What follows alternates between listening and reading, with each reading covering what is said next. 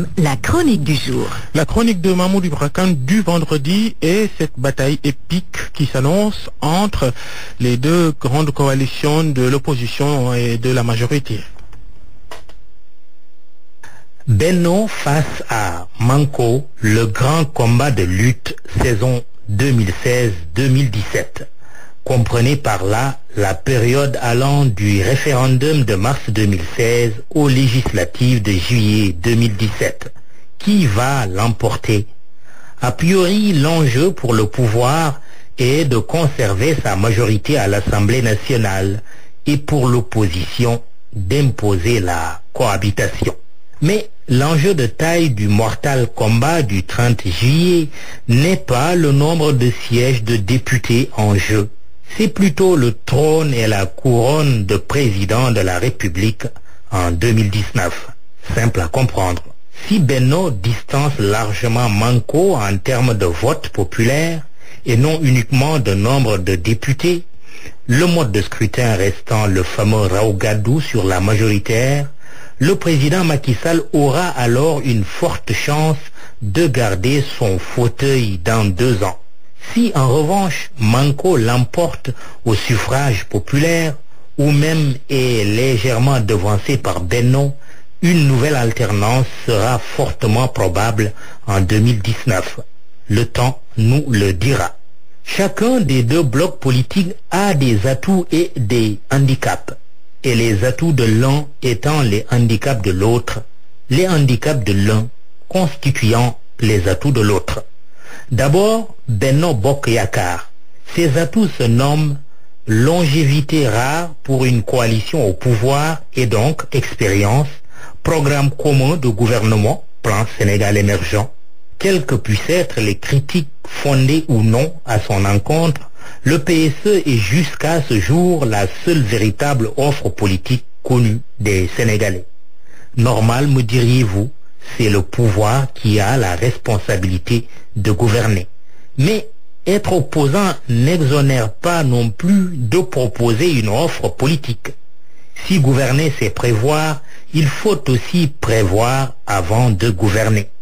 Cependant, bébé Y est un gros bébé très capricieux, pour ne pas dire bourré de handicaps, qui en ont guerre et indiscipline au sein du parti présidentiel qu'est l'APR, impactant l'ensemble de la coalition. Ces turbulences sont la preuve que le bloc Benno n'est pas ou n'est plus un roc. Le départ du bloc des centristes gaïndés de Jean-Paul Diaz en est une illustration.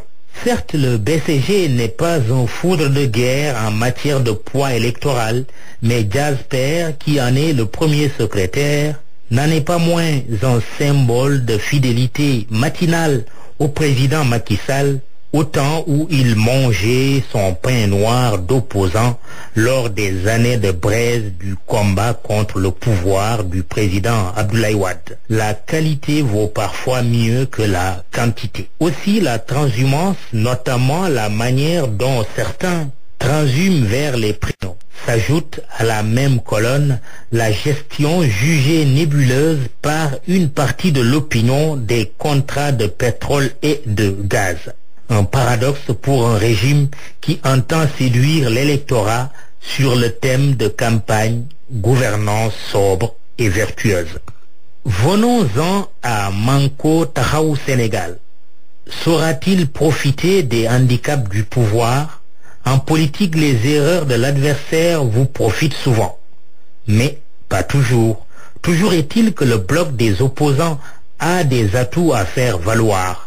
L'opinion peut, par exemple, être sensible à la dynamique de rassemblement de l'opposition dite significative, qui plus est prête à s'aligner sur une liste commune.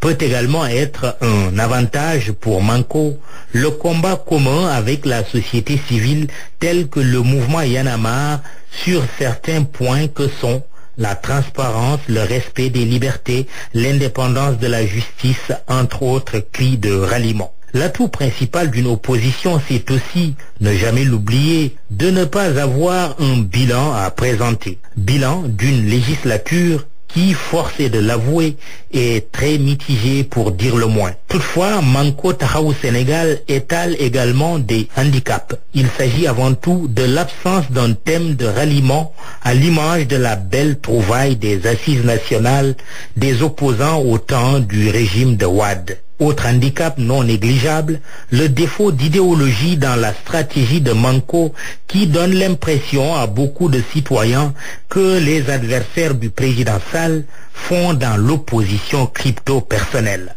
Sans oublier que l'idée de la présence de l'ancien président Wade sur les listes de Manko a à la fois des avantages et des inconvénients, tout comme le malheur commun à Idrissa Seck, Karim Wade et Khalifa Sall d'avoir tous trois fait la prison peut être diversement apprécié quand bien même le leader de Rewmi eût bénéficié d'un non-lieu et le maire de Dakar serait-il présumé innocent.